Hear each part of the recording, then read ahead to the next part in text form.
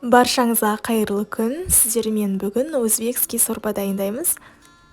Құрамы дәрумендерге бай, себебі құрамында нұқат бар. Нұқат адамның қан айналымына өте пайдасын жақсы тигізеді. Ең алдымен етке су құйып қайнатамыз. Нұқатты бөлек ыдысқа пісіреміз.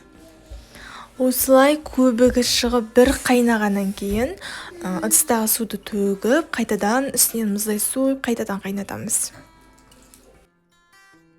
Үстінен пияз, қызғанақ, сәбіз және болгар бұрышын салып қайнатамыз. Осылай қайнағаннан кейін бетіндегі көбігін алып, баяу отта 1,5 сағатқа қайнатамыз.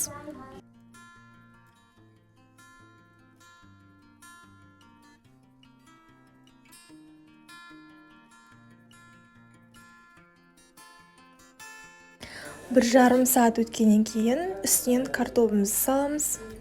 Картоп піскенше қайнатамыз.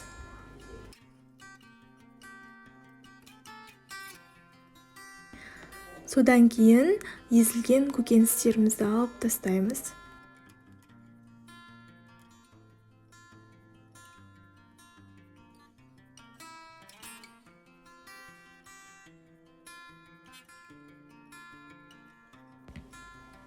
Піскен ноқатымызды саламыз. Одан кейін үстінен болгар бұрышыменен сарымсақты осылай саламыз. Міндетті түрде салыңыздар, сорпаның дәмін келтіреді. Дәміне қарай тұз саламыз.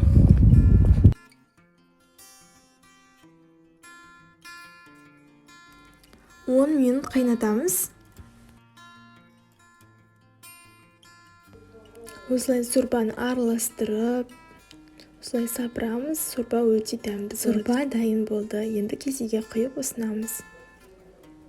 Өте дәмді, міндетті түрде дайындап көріңіздер. Менің YouTube каналыма тіркелмеген болсаңыздар, тіркеліп қоюды ұмытпаңыздар.